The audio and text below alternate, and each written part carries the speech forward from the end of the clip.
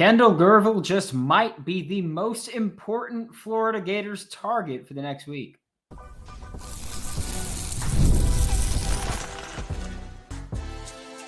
You are Locked On Gators, your daily podcast on the Florida Gators.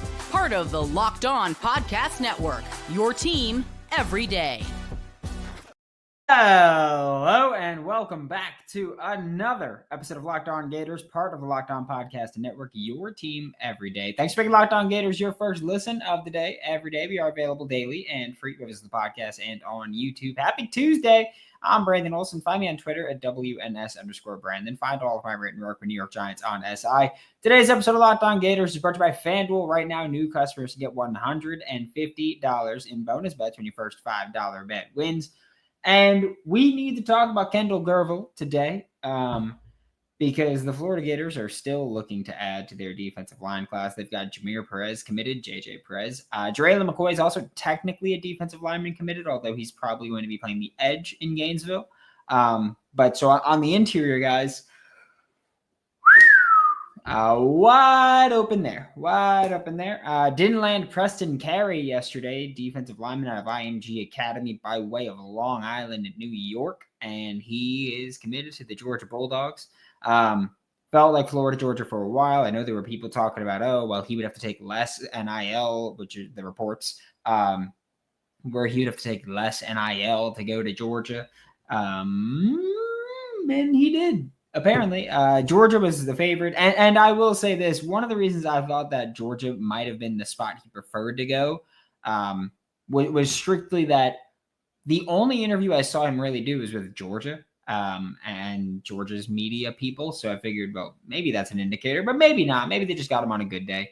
And it sucks, before we talk about Kendall Gervil and the rest of the class, I will say it sucks to miss out on Preston Carry. And I sent this message to the Insider program before he committed, when we still thought he was going to commit to Florida, and I was fully prepared to talk about this and say, hey, well, I view Preston Carry as a lower, like bottom of the class D lineman. Like, it'd be great to get him. I would love to add to the class and add some defensive linemen, but I would have looked at him as a replacement for JJ Perez when JJ Perez inevitably goes to Ohio State, because I still think that's what's going to happen.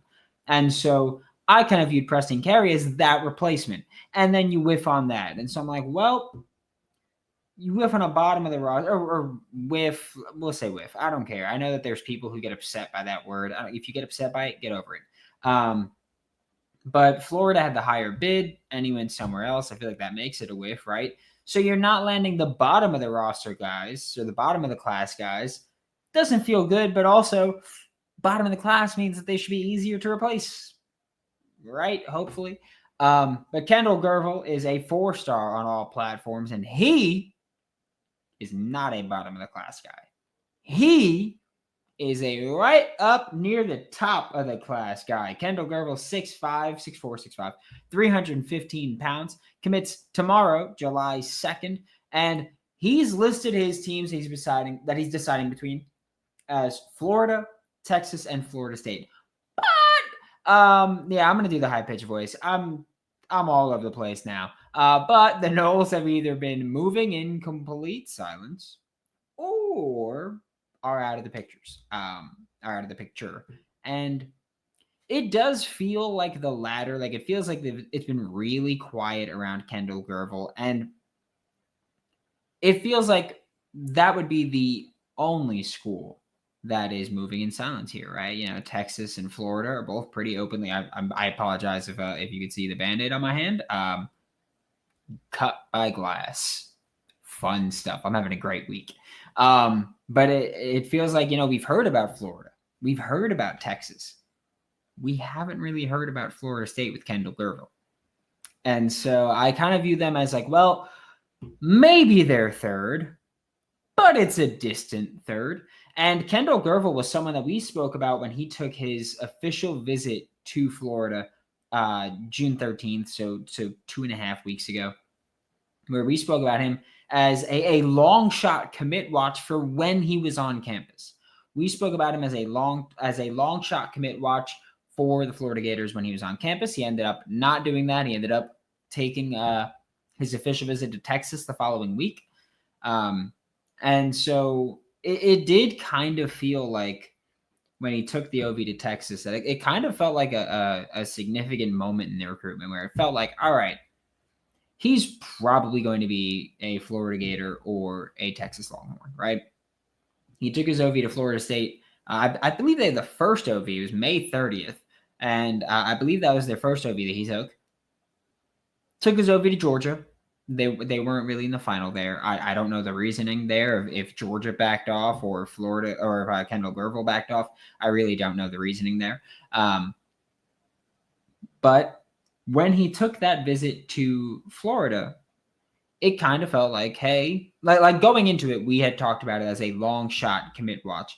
And then by the end of it, it was like, hey, well, Florida's really showing him a lot of love. Florida's prioritizing him. Florida's making him a major target and proving to him that he is a major target and a major priority here. And now it's just for myself, for yourself, it's a waiting game. But it was very clear. I feel like that was the moment where Florida really stepped up. Like, I do think that there were people going into that. They were like, hey, we're just waiting for Texas, and he's probably going to commit to Texas when he takes the OV there. There were people who were like, hey, well, Florida might not, like, Florida should be in this conversation, of course. Florida should be heavily talked about for a kid from Fort Myers compared to, Texas. But it always kind of felt like, I don't know, from my perspective and who I was talking to, it kind of felt like for a long while, Florida was going to be on the outside looking in, or at least Florida wasn't in that upper echelon conversation for him, right? And then the OV happened, and it really, really felt like things were going to change. Or we'll say slightly before the OV, it felt like things were changing. And then again, like I said, long shot commit watch on OV weekend. We know that he was really getting prioritized by Florida and this staff, and he's been a major priority here. And this, over recent days, has become very public that, hey, NIL is a big factor here, right? It became very talked about on message boards, on social media, whether that's Twitter or Spaces, it just became a very talked about thing that, hey, NIL is an important factor here for Kendall Gerville, and that NIL could be the deciding factor here overall. And Florida, especially in recent days, has started to make significant progress and take significant strides here. And so NIL is a factor, right? That means, and again, right now, Florida has taken the lead at the time of recording this late on Monday night. Florida's taken the lead. So NIL is an important factor. You lost out on Preston Carry, where you were the higher bid. Kendall Guervil, NIL is an important factor, and you're leading there. Stop crying, okay? Stop complaining, okay? They're willing to spend the NIL. Happy?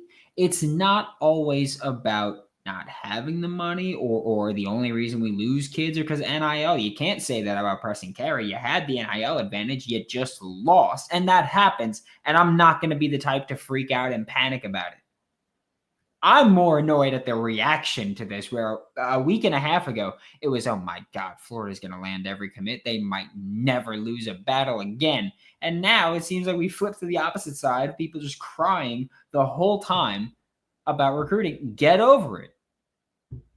And I know there's going to be people in the comments that are going, well, you're crying about people crying. You get over it. And my answer to you is no. I'm not going to be the bigger person here. I'm not. I'm a hater. I'm a generational hater. I'm going to keep hating. Simple as that.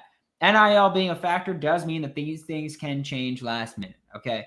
I will say that right now at the time of recording this late on Monday night, NIL is a factor. Florida's in the lead for Kendall Gerville. And I'll tell you what, by the time we wake up and this airs on Tuesday morning, that might not be the case anymore with who's leading. It might not. We'll see what happens, but it could go, again, Florida's in the lead. I've been told that Florida's very much in the lead right now, whatever that may mean. But this is recruiting. Things can get messy. Things can get ugly. And honestly, if I'm Texas and I got Texas money and I see that Florida's lost out on another defensive line target, I might just go to my boosters and say, hey, you really want to screw over Florida and play keep away? Let's up it a lot. Could happen either way. But Kendall Guervil is someone that I need the Florida Gators to land. And speaking of NIL and Florida players or Florida targets that I need the Gators to land, we're going to talk about Trenton Henderson when we get back with Locked On Gators. Summer sports are in full swing, and whether you're all about baseball under the lights, golf on the green, or high-stakes soccer action, FanDuel is the best way to make every game even more exciting. You're already following the action, right? Why not make it a little more thrilling? It's also Dinger Tuesday, by the way. With FanDuel, you can get in on the game while your friends are getting sunburned at the beach. And today, with Dinger Tuesday, you get a 50% profit boost on someone that hit a home run in the MLB. I'm just saying that pretty good odds, especially with basically everybody being plus odds, or not basically, everybody being plus odds, getting a 50% boost. Qui magnifique, that's all I'm saying. If you're new to FanDuel, new customers can bet just $5 and get $150 in bonus bets if your first bet wins. Open the FanDuel app today or visit FanDuel.com to get started. Thanks again for making Locked On Gators your first listen of the day every day. We are available daily and free, whether it's the podcast and on YouTube. And we're talking about Trenton Henderson now, who we spoke about a little bit yesterday, and we spoke about every day ever, I think, lately. It feels like we've talked a lot about Trenton Henderson. He's a guy that I've been very open that I want him in this class. I do.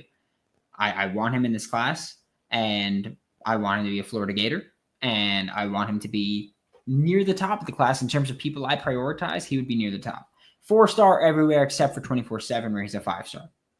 He is committing tomorrow, July 2nd, similar to Kendall Gervil.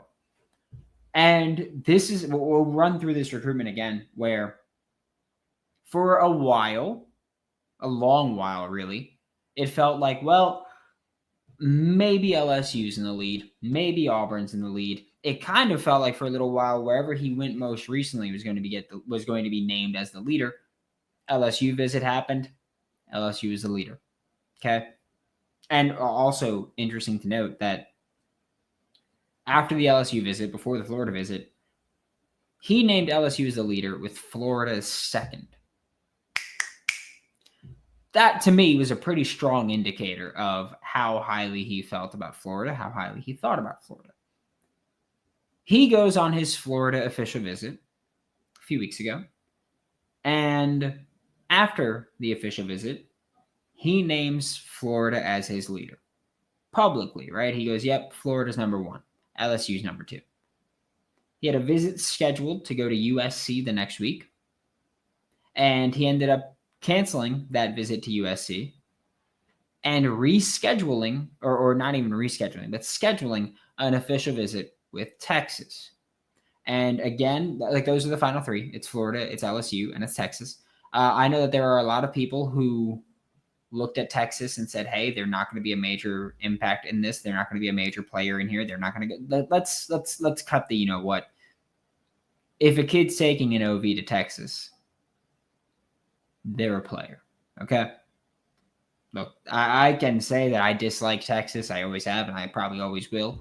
But one thing that I'm not going to do is pretend that they haven't been incredibly successful on the recruiting trail, especially on the defensive line, the front 4, we'll say. They've gotten player after player to the NFL in recent years on that defensive front. If you're a front 4 player and you want to go to the NFL, Texas is going to be in that conversation if they'll have you. Again, we talk about this all the time. It's Florida, it's Georgia, it's Texas. For those have been the 3 on every premier target on the defensive line, on the front 4. Those have been the 3 that you see popping up constantly.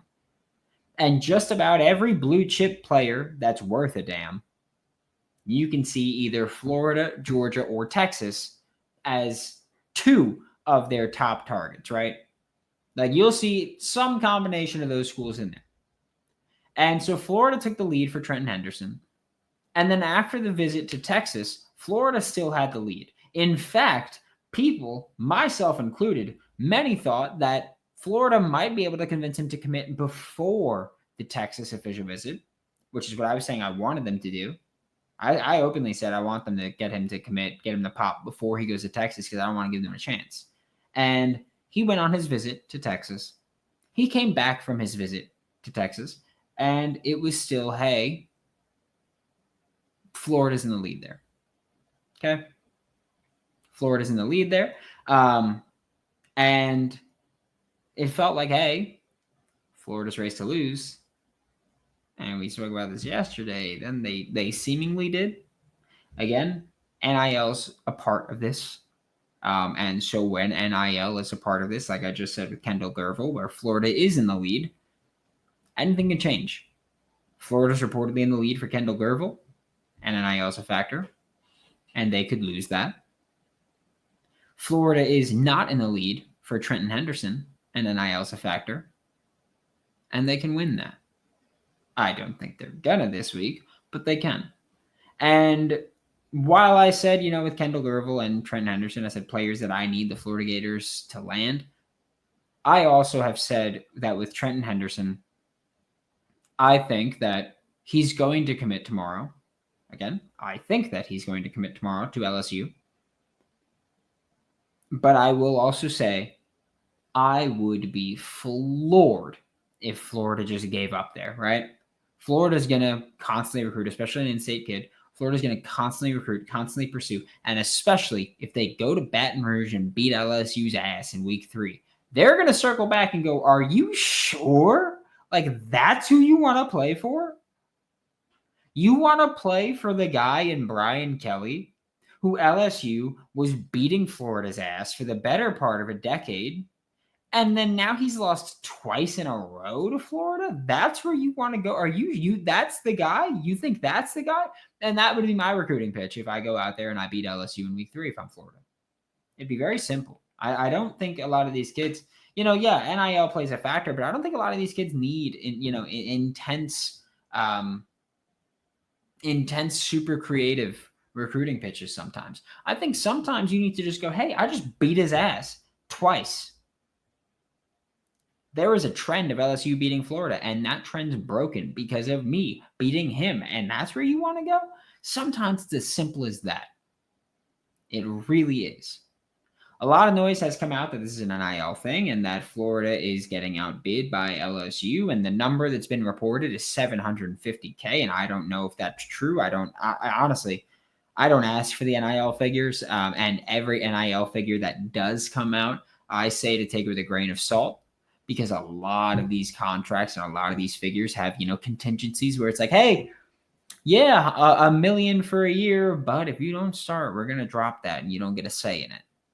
Things like that happen, and it's incredibly frustrating, and I can only imagine that it feels a little bit predatory, if I'm going to be honest. But again, I feel like just about every school does them. I don't know how every school works, but I feel like the numbers are never really accurate, especially if the way that they come out is Twitter or social media of any kind.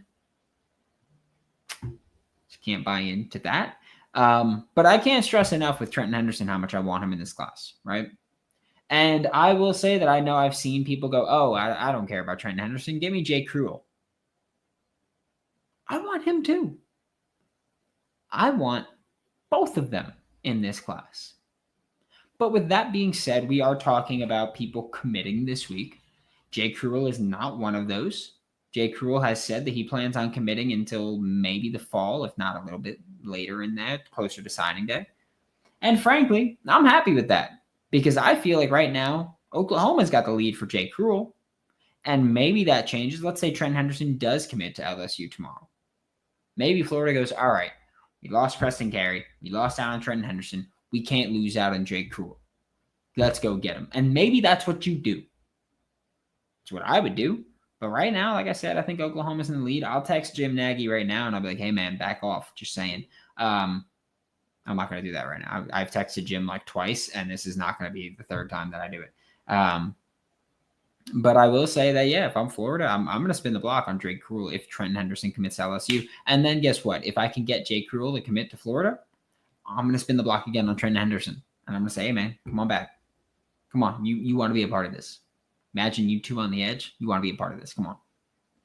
That's my selling point. You can do it in your home state. Hell yeah. That's going to be my selling point. Speaking of the Florida Gators selling points with tremendous football players, CJ Hester commits this week as well. We're going to talk about him in just a second.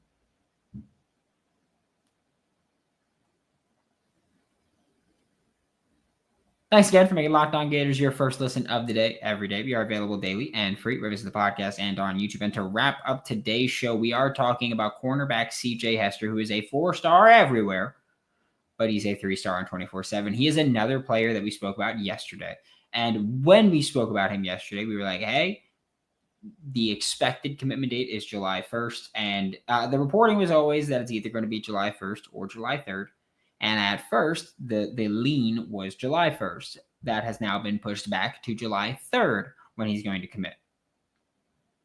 And we've got a little bit more clarification. I believe it was On3 that put out that it's between Florida, Iowa, and Georgia here. Okay? And we know that playing time matters in this conversation and development matters in this conversation. And that's not exactly surprising, right? When you look at that top three, like those would be two of the things that I look at, or mostly I would look at development, if I'm being honest. Georgia has gotten countless DBs to the NFL lately. I will say that a lot of them have not panned out. I don't know what it is. There was a long time where Nick Saban was getting DB after DB, specifically corner, was getting corner after corner to the NFL, and a bunch of them just weren't working out, right? And part of it was that the way that he would teach them was that little side saddle shuffle that they would have, that 3/4 stance. And it just wasn't panning out in the NFL. It wasn't the same as college, right? It wasn't the same. Better athletes, better players, different defenses. It just wasn't working out. But there was a while there. And I don't know if Georgia's going through a similar thing. I don't know what it is, really. Maybe it's just pass rush merchants. Maybe they're not great corners and they're just great athletes with great pass rush in front of them and it plays off. I don't know, but Georgia's had a lot of DBs get to the NFL, and honestly, not a ton of them have panned out yet. And I will say, some of them are guys that I was like, I'd pound the table for them, and it just hasn't worked out. And that happens sometimes, right? So there's that. Iowa consistently gets guys to the NFL. Maybe they don't get the elite guys. But I also think that part of that is that Iowa usually doesn't land the elite recruits, the elite athletes. But they teach you enough technical skill and they develop you enough technically to get you to the NFL and to keep you there. And the way that I look at it with like a Riley Moss is a great athlete that went to Iowa and is in the NFL, was playing damn good football as a number 2 corner for the Broncos. Like he's cooking. Maybe now that CJ Hester sees that and he goes, all right, well, Riley Moss is a really good athlete, better athlete than most of the Iowa DBs.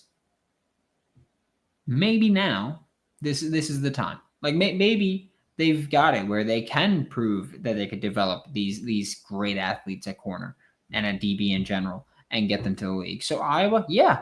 And also, if we're talking about playing time, there is no place on that top 3 to get earlier playing time than Iowa. Georgia and Florida have done a hell of a job recruiting DBs. I think Florida needs more quantity, but quality is there. And so I think that path to playing time for 2026 kids at corner might not be there early on. And so if you're talking about playing time being a significant factor, Iowa might have the leg up. If you're talking about development being a significant factor, honestly, Iowa and Georgia might have the leg up over Florida. Not me saying that Florida can't develop. It's me saying that Florida's coaching staff, specifically in the secondary, has undergone some changes lately, and that might not be a great selling point. But it's clear to me, and I think clear to a lot of people, that Florida being in the top 3 here, when they don't have that quick path to playing time, in my opinion, and when they don't have the proven track record of development there, just again, coaching staff change, young coaches, you don't really have a proven track record. Doesn't mean you're bad at it. It just means you haven't shown it. I think Florida being in the top 3 and thought of as the favorite tells you a lot about how he feels about this staff and how he feels about Billy Napier and how he feels about this program and this university. So I think CJ Hester, which again, Florida has been pretty publicly viewed as the favorite there. I think it's a really good indicator that we're told, hey, development really matters, and we haven't totally seen that yet. And that we're being told, hey, playing time matters, and I don't think that it's there. Maybe he looks at it as, hey, Maybe there's going to be more experienced guys, but there's not going to be established guys there that are going to take my spot. I'm going to go out there, compete, and earn it and win. Could easily be that. And I'd imagine Florida selling him on that. Absolutely. But he's someone that we've spoken about a good bit last week, that when CJ Bronaugh committed, Florida started backing off on a lot of corners, that they started really cooling off on corners. But someone that they didn't cool off on was CJ Hester. Someone that they've continued to recruit, CJ Hester. That is a pretty good indicator that they are still prioritizing him and that they still feel good about landing him as their other top corner in the class, especially when you consider everything about this recruitment and how Florida has approached the cornerback position for this year, where they reportedly only want to take 2 right now, and he's one of those 2. And they've cooled off. You don't cool off if you don't think you're going to land him. And if you did cool off on other targets and you don't land CJ Hester, we should have a conversation about how the confidence factor really plays into things for this Florida recruiting staff or coaching staff, where recruiting, it's happened quite a few times where you go, yeah, Florida feels really confident, and then it doesn't happen. Are you just saying that you're really confident, or are you completely misevaluating some of these situations? I'll be interested to find that out. Thanks for making Locked On Gators your first listen of the day. Every day we are available daily and free. We have us in the podcast and on YouTube. We'll be back tomorrow at the absolute latest to talk more Florida Gators football. For Locked On Gators, I'm Brandon Olsen. Don't forget to follow me on Twitter at WNS_Brandon. Find all my written work for New York Giants on SI, and I'll see you all next time.